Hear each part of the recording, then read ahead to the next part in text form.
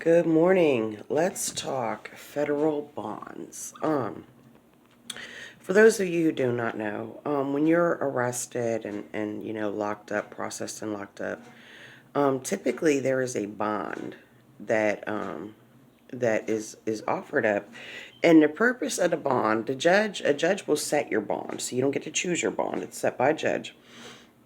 And in state cases, state, county, city, whatever, anything other than fed. Typically, the judge will decide your bond amount pretty much after your arrest and processed. Now, a lot of times, after 3 days or 10 days, depending on where you live, you go back to court, you have your preliminary, and then a lot of times at that point, if you had a pretty high bond to begin with, the judge will reduce your bond, or the judge will say that they will now accept 10% if your bond initially was a cash only. Now, with cash only bonds, when I was arrested a couple years ago, my bond was $25,000 cash only. So, and I didn't have that to be given to the courts. Now, an important thing you need to know is with bonds, you do not want to use a bondsman unless you absolutely have to. You want to pay the money directly to the clerk of courts. And the reason why you do this is, okay, let's say, oh, and then 10 days later, I went back to court, and the judge said they would take 10%, which is when I got out.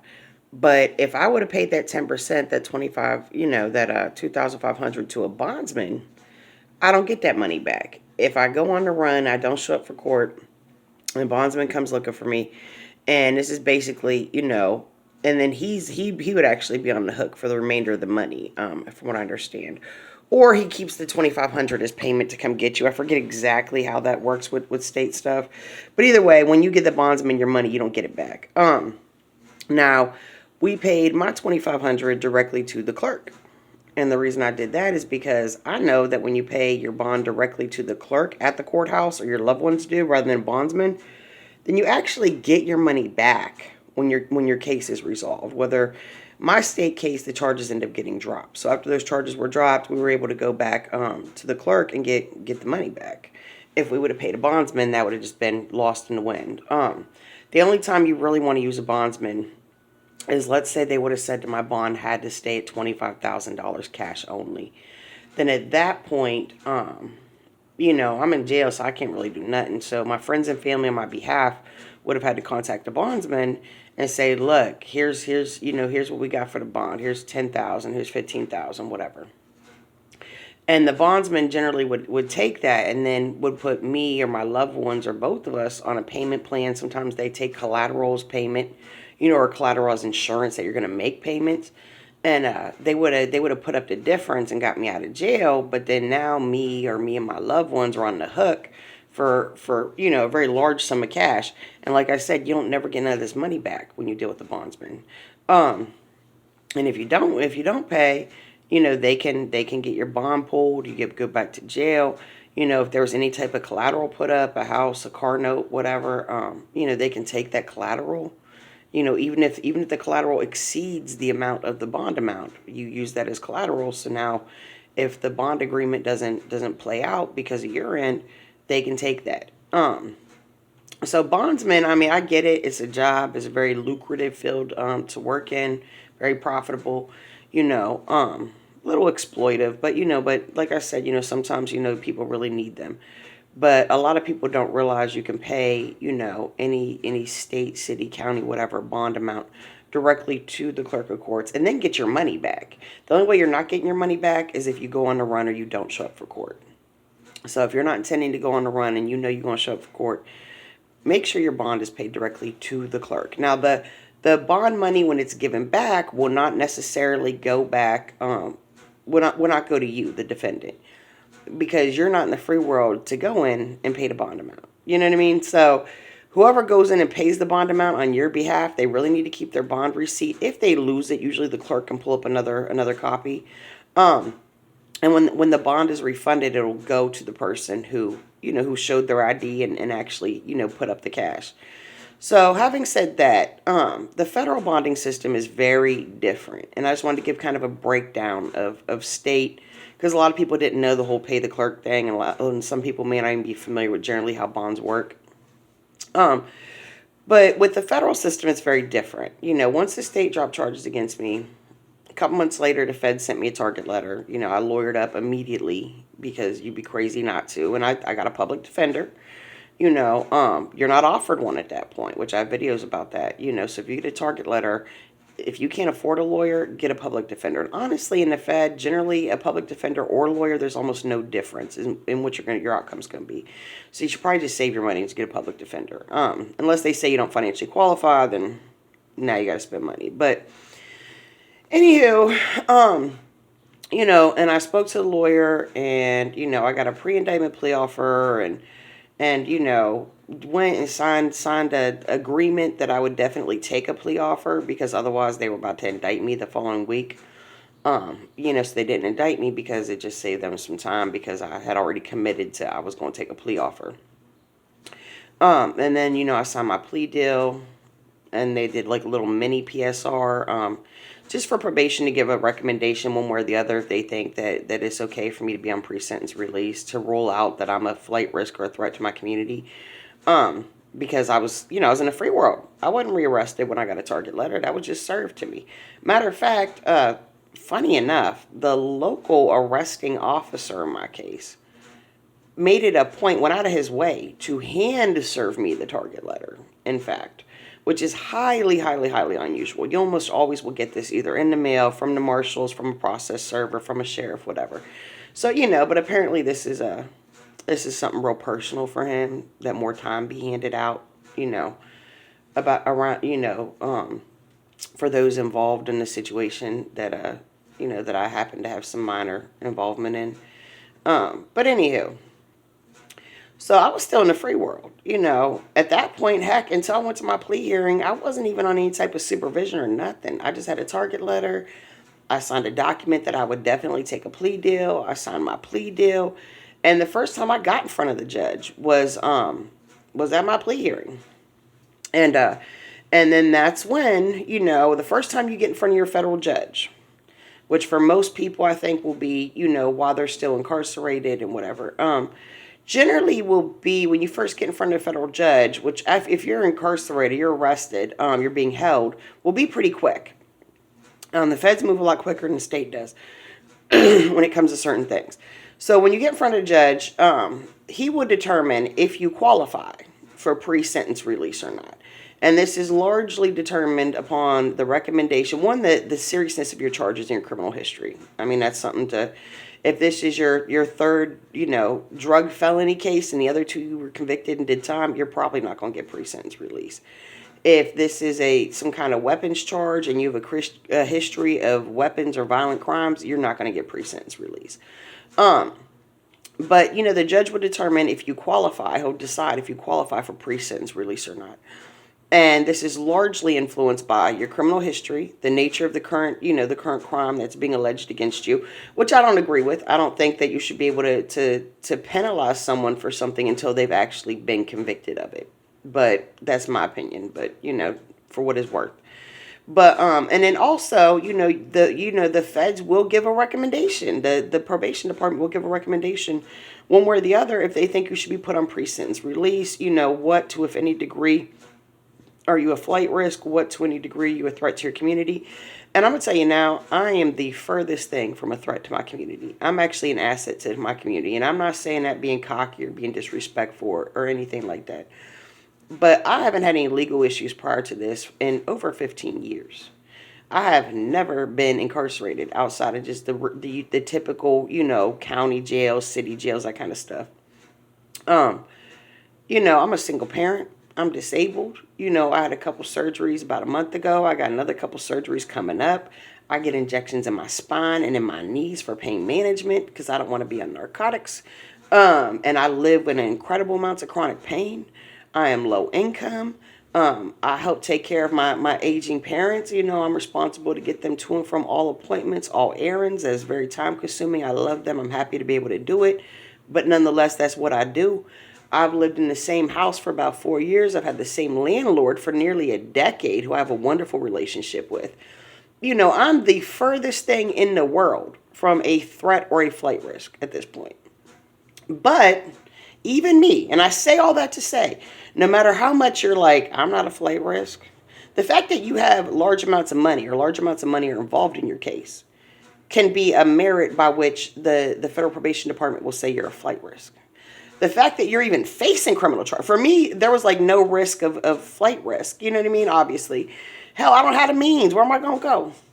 There are times when I ain't got money to, I'm counting change for gas, so where am I going to go? I mean, seriously, financially, physically, I can't run or walk nowhere. I can't ride a bike. So now we're talking money. You can't catch a plane if you want to try to do something crazy because, the TSA, where am I? If I can't afford gas, I can't afford a bus ticket, where am I going to go? In my income bracket and with my type of responsibilities and my limited resources, where would I go? I mean, seriously, let's be for real. Like, what are even options for me if I wanted to go on the run?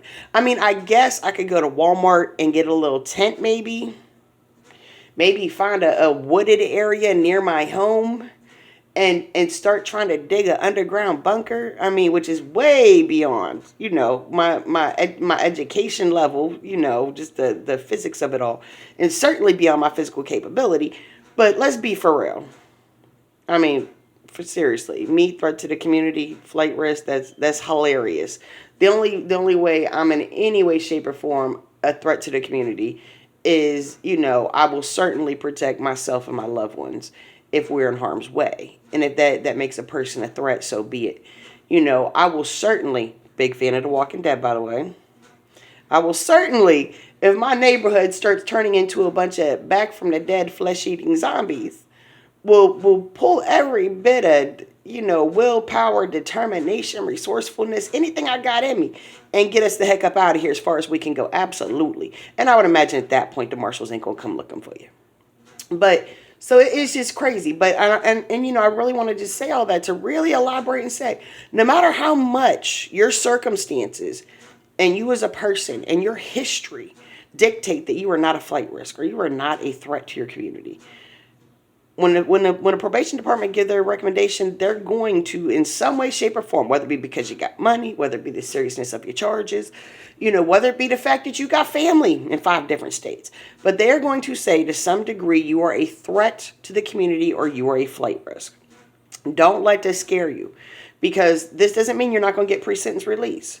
Now, what you want is that threat you pose or that flight risk you pose to be noted as extremely minimal and able to be managed by pre-sentence supervision, which is really just a type of federal probation, which is what I'm on. So, and most people who get pre-sentence release, additionally, they're not in the free world like I am. They're typically in drug rehab facilities, sometimes locked, sometimes unlocked. The unlocked ones, if you think you're about to just walk on out of there, go ahead, walk on by. And shortly after, the marshals probably won't even bother with you. They'll probably just have the local cops track you down, rough you up a little and throw you in a cell at the local county jail, and then it's over for you. So, don't think that because you got pre-sentence release, this is a window of opportunity for you to just kind of do whatever you want and, you'll face the music with the judge at your next hearing. No, they'll snatch you up. The feds will definitely snatch you up real fast if they think you're out here cutting up or you're not doing what you're supposed to be doing. Now, you may be wondering, why am I talking so much about pre-sentence release when this is a video about bonds, right? Well, in the federal system, there is not a cash bonding system up front. So what this means is, like with the state, as I explained, I had to have cash up front to get out.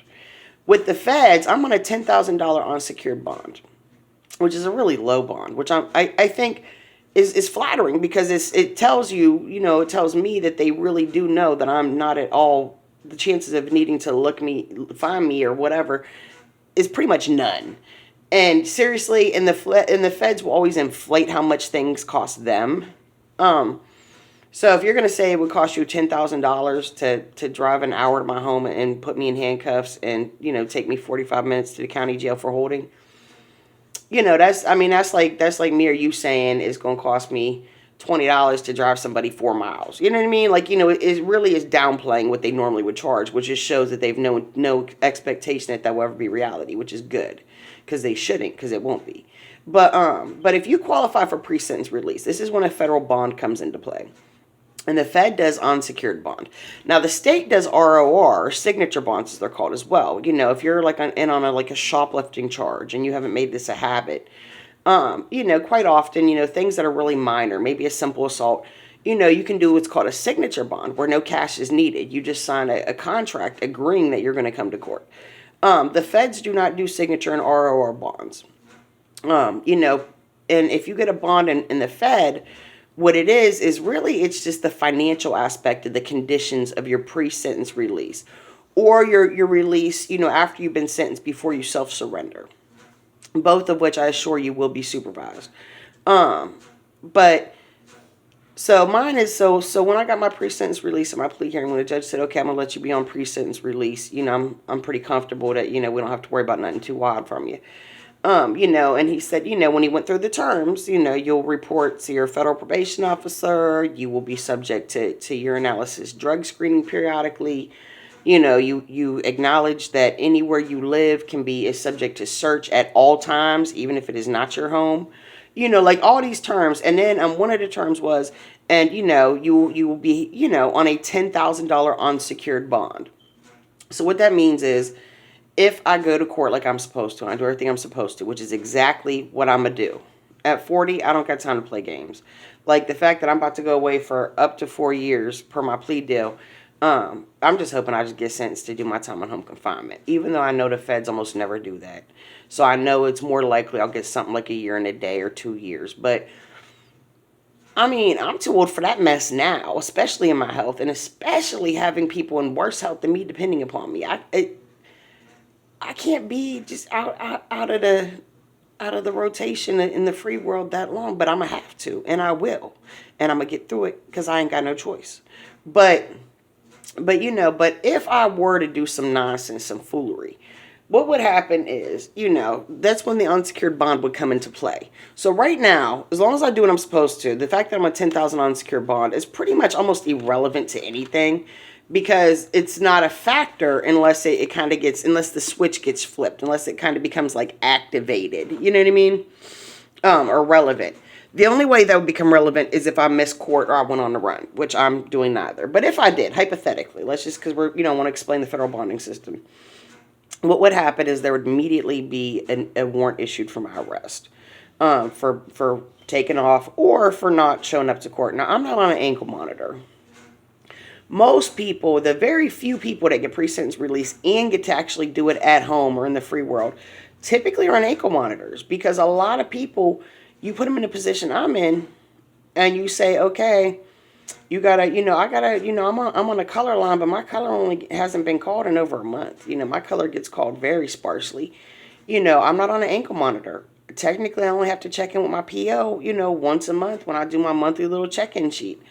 I could realistically, if I was someone to go on a run, I could easily get a 30-day head start here, before they'd even notice. And a lot of people, especially people like myself who've never been to prison, or people who've been to prison and it was a horrible experience, as it typically should, is expected to be. You tell them, look, you're on pre-sentence release. You're definitely going to prison. That's non-negotiable. You're going to prison. And and in a couple months you'll find out exactly how long you're going for. Maybe you'll be detained then. Maybe you won't. If during these next couple months, if you want, you can get at least a 30-day head start, and you can go on, try to just roll the dice with fate and go on a run. A lot of people, whether it be people just out of fear of prison, out of fear of going back to prison, I think anybody who's ever been in a situation where you're being criminally prosecuted has fantasized. No matter your income level, no matter if you're a paraplegic, living in assisted living on fixed income, it certainly crossed your mind, or you've certainly kind of fantasized or daydreamed about some scenario by which you just disappear and this magically goes away and you have a whole different life. But so for a lot of people, it would be crazy not to put them on an ankle monitor because, well, most people, if you give them the option, they're going to take it. Me personally, I'm not taking it.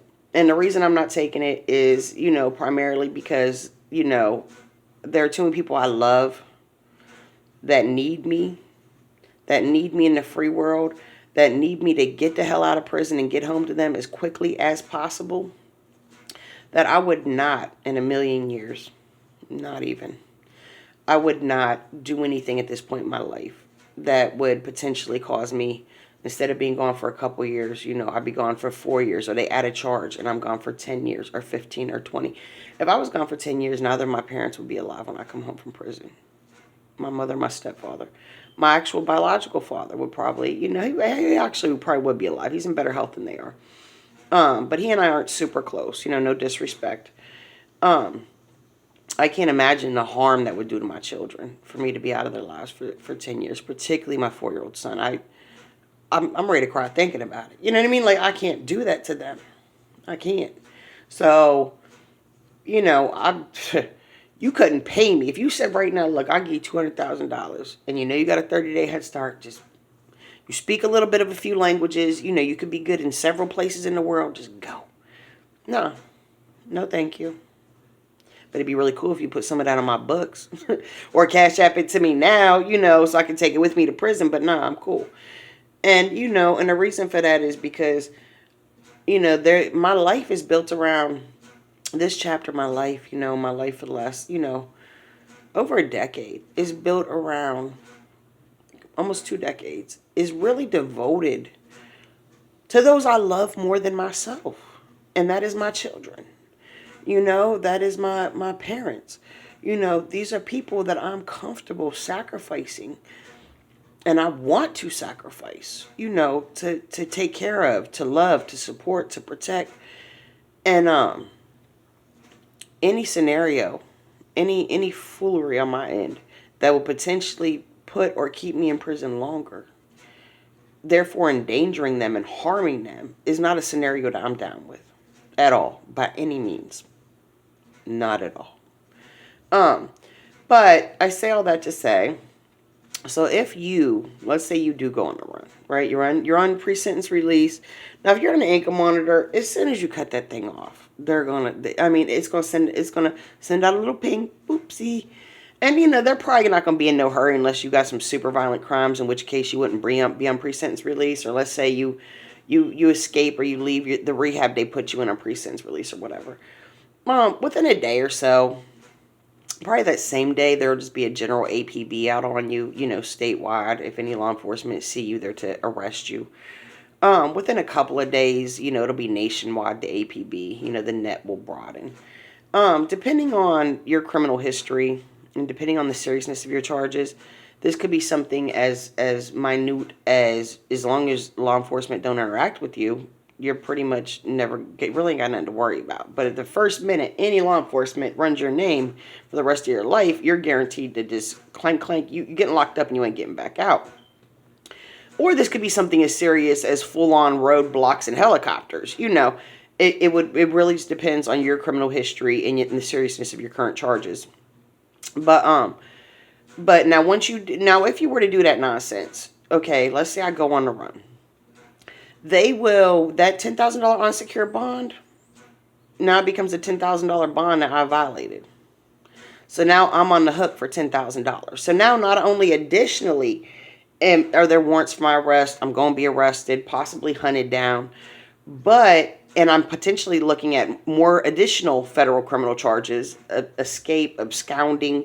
They can really pile it up if they wanted to. But in addition to all that, I'm going to also owe the feds $10,000.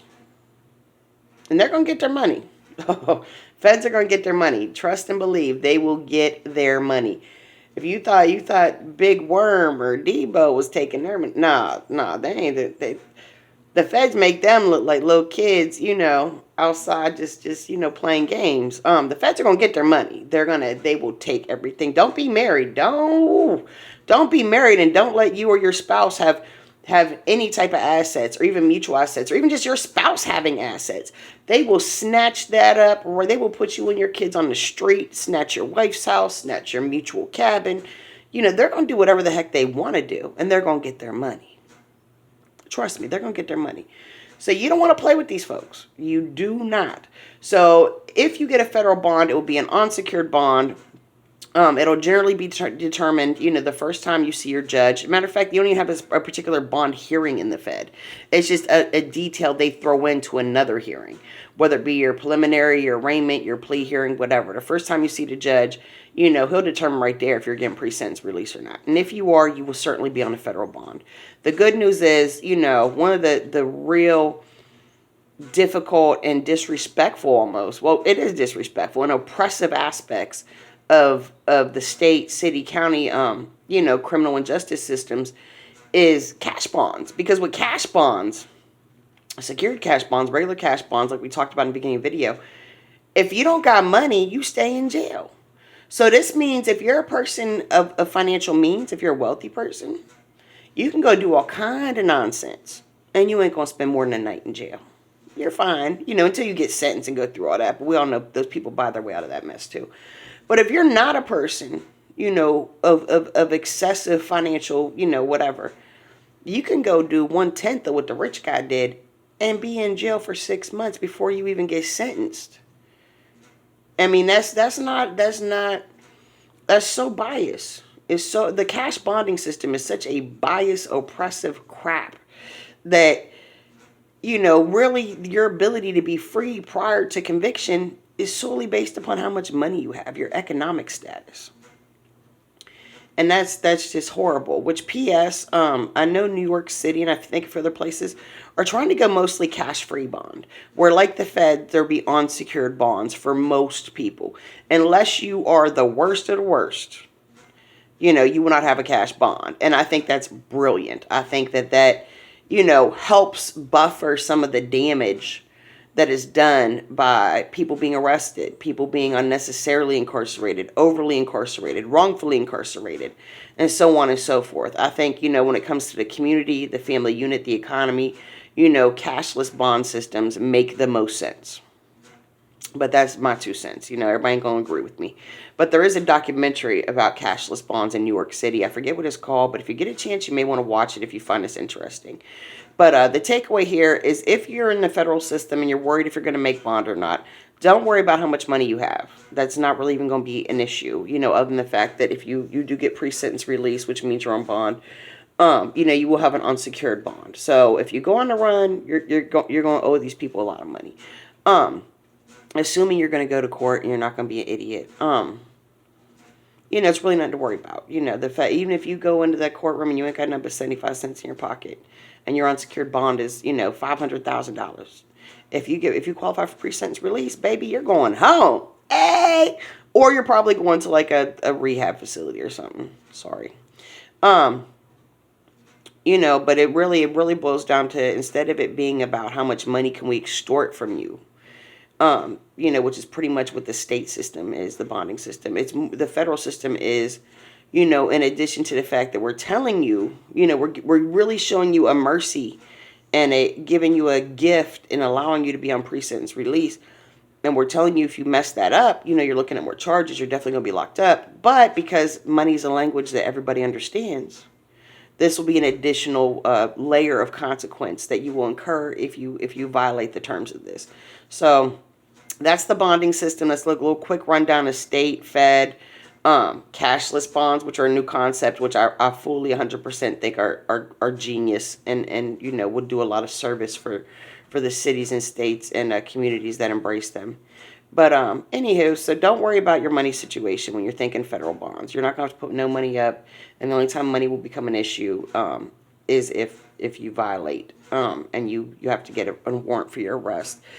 Being on bond or being out of incarceration prior to sentencing or prior to turning yourself in to start your time with the feds really has nothing to do with your pockets and has everything to do with how much of a degree, because you will to some degree be called a flight risk or a danger to the community, even if it's just by the fact that you have pending federal charges, which is pretty much my case. But really, if you're going to sit in jail, or if you're going to sit at home or in a rehab or wherever before you get sentenced or before you go to prison, that is solely determined upon the level of risk that the probation department determines you pose to your community, and the level of risk the probation department determines you pose as far as you being a flight risk. So Anywho, so that's the federal bonding system. We kind of touch base on some other bonding systems. I hope this has been helpful. If you have any questions, please feel free to leave them in the comments. If you like the video, like the video. As you all know, in a couple months, I'll be sentenced by my Fed judge, and I'll probably be going away to federal prison for a little while. So hit the dingy button if you want to know. So you can hit subscribe and see videos as I make them. But if you hit the dingy button, the notification button, then when I come home from prison, I start remaking, making videos again. And, I have that whole experience of having been to federal prison. You'll actually be notified of that, and you'll be able to be privy to that chapter in my journey. So, I appreciate everyone's support, and good day, God bless, and fly high my phoenixes.